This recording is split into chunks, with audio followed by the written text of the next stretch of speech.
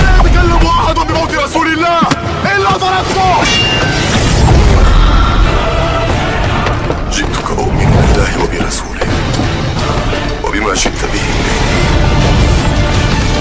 لقد أعذرت إليكم وأعذرتموني.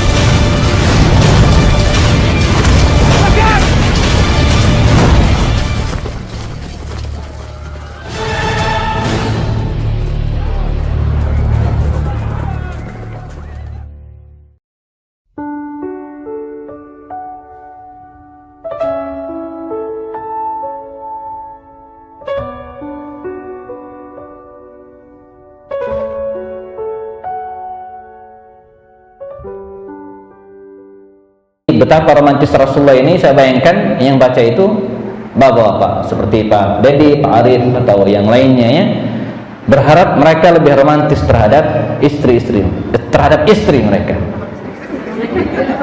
Kan bapak-bapak istri-istri mereka, Bu ya. Bapaknya banyak, istrinya juga kan. Bukan bapak dengan istri-istrinya, bukan ya. Ini ngeles, Bu ya. Karena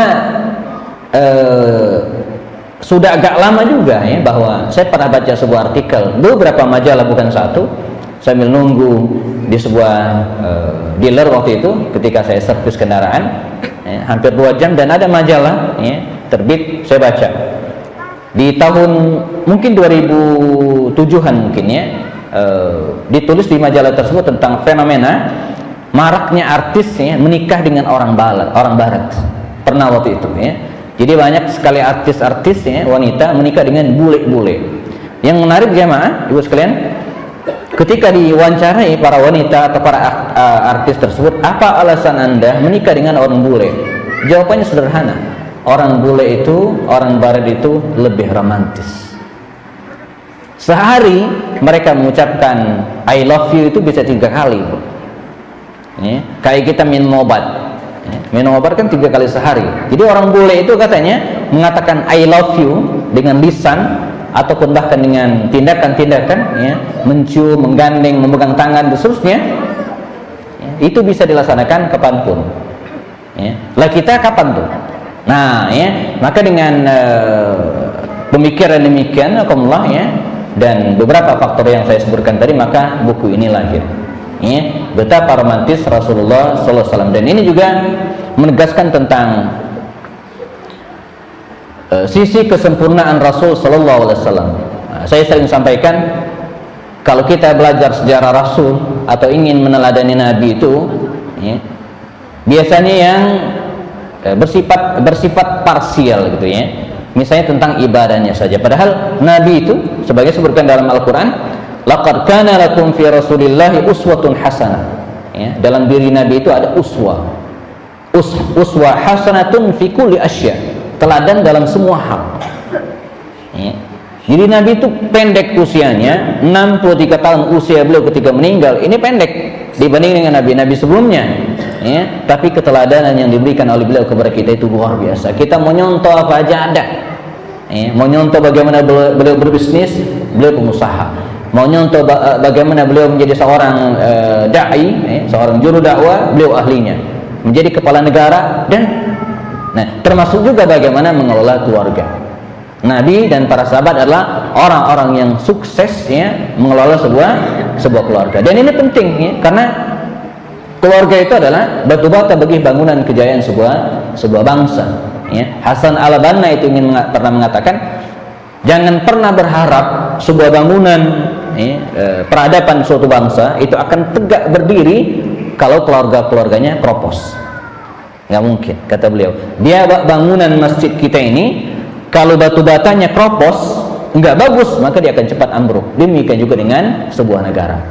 Nah, dimulai dari usrah, dimulai dari keluarga. Ya ayyuhalladzina amanu qu anfusakum wa ahlikum nara, kata Allah dalam surat At-Tahrim ya, bagaimana kalian menjaga diri dari api neraka, begitu juga kita menjaga diri kita dari keluarga kita dari api neraka. Umar bin Abdul Aziz mengatakan, man lam yuqim ahlahu lam yuqim daulah.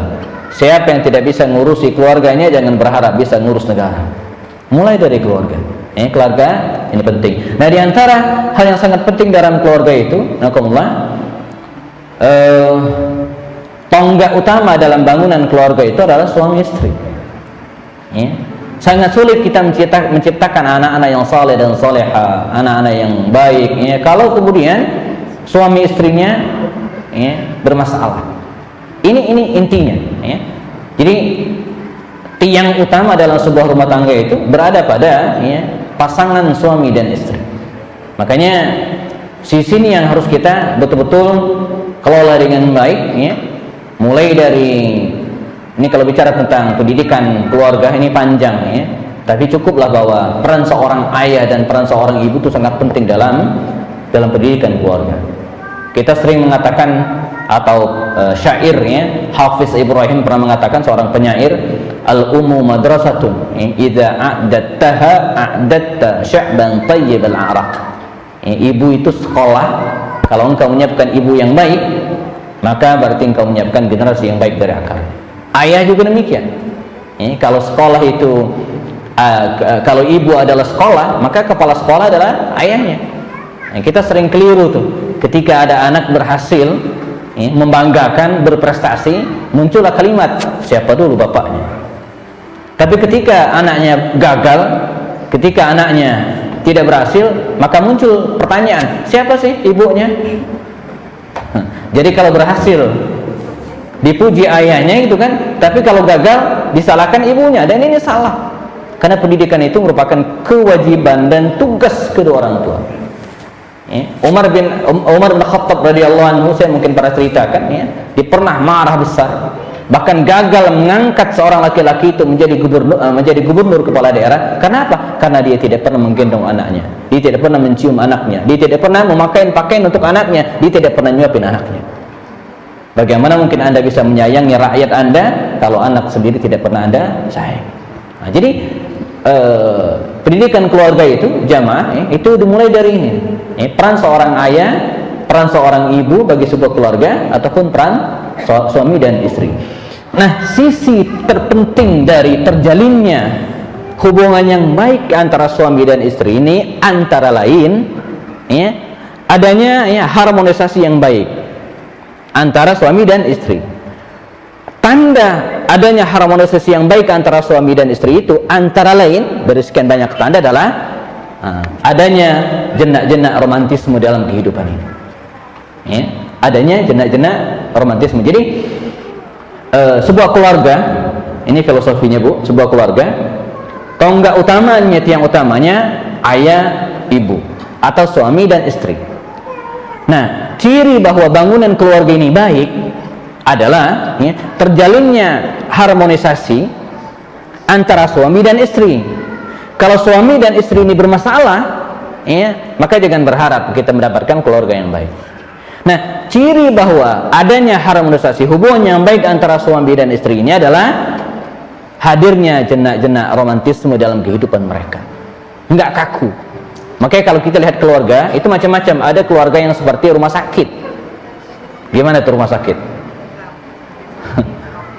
Suaminya seperti orang sakit, semua minta dilayani, semua minta dilayani. Atau ada keluarga yang seperti kuburan, seperti tidak ada tanda-tanda kehidupan, seperti kuburan. Atau ada rumah tangga yang seperti gedung bioskop, dari pagi sampai sore malam TV nyala terus, seperti gedung bioskop, nggak pernah berhenti. Atau seperti ruangan karaoke, dari pagi setel musik terus, tidak ada tanda-tanda kehidupan yang lain. Dan kita ingin dalam keluarga itu jamaah dia seperti madrasah, seperti sekolah, bahkan kerennya seperti kampus. Tercipta proses saling belajar, tercipta komunikasi. Apalagi hari ini saya sering sampaikan, ini namanya handphone, alat dan sarana komunikasi. Tapi kadang ini sering menghambat komunikasi. Suami istri duduk, di sini suami, di sini istrinya, duduk berdua, nggak ada yang lain, tapi diam, nggak ada obrolan, nggak ada percakapan. Padahal masing-masing memegang alat komunikasi. Ini namanya apa?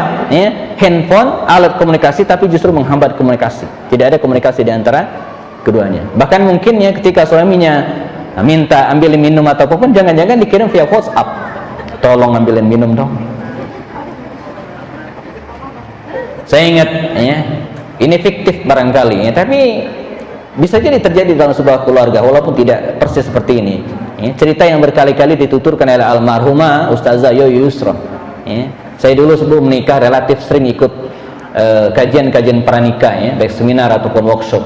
Saya ingat suatu saat almarhumah Bunda Yoyo Yusra mengatakan ya, dan ini cerita entah dari mana asalnya gitu kan, tapi terkenal ya, dikisahkan bahwa ada sebuah keluarga yang suatu saat ya, dilanda konflik ya, dilanda konflik dan akhirnya memutuskan untuk saling diem ya, marahnya bu, apa bu, enggak saling tegur, diam-diaman aja. Tapi yang namanya satu rumah nggak mungkin enggak, dan ini nggak boleh ya. Kalaulah hadis Nabi mengatakan la yahillu lil muslimi an yahjur akhahu fawqa thalath, tidak halal, tidak boleh seorang muslim mengabaikan, cuekin, tidak bicara kepada saudaranya lebih dari 3 hari, itu nggak boleh. Apalagi dalam kehidupan suami istri, berantem boleh sehari doang, besok teguran lagi ya, jangan sampai lebih 3 hari. Itu dengan orang lain, apalagi dengan, nah suatu saat kata Ibunda Yusra ini mengisahkan ada pasangan suami istri yang tinggal dalam sebuah rumah ya, berantem lalu kemudian saling cuekin, tidak saling bicara. Sampailah suatu saat ya, ketika suaminya ini harus berangkat kerja pagi hari dan takut ketiduran. Waktu itu belum ada WhatsApp, dikirim surat kepada istrinya, ditulis di tangan. Isinya apa? Tolong bangunkan, nanti kalau sudah jam 4 tolong bangunkan saya. Pesannya kepada istrinya ini. Tapi yang menarik jamaah luar biasa, pukul 4:30 kira-kira azan subuh, dia bangun, dia kaget. Terlihat padahal sudah lewat jam 4. Dia ingin marah ya, kepada istrinya, kenapa tidak membangunkan dia sesuai dengan suratnya. Tapi dia nggak jadi marah karena di samping tempat tidurnya tertulis surat juga balasannya, isinya apa? Pak, bangun, sudah jam 4. Tapi gimana caranya gitu kan? Nah ini akibat apa? Mandeknya komunikasi. Nah karena itu penting bagi kita untuk ya, menghadirkan ya, jenak-jenak romantisme ini dalam kehidupan kita, mencontoh Nabi dan para sahabat. Nanti kita akan berikan contohnya ya.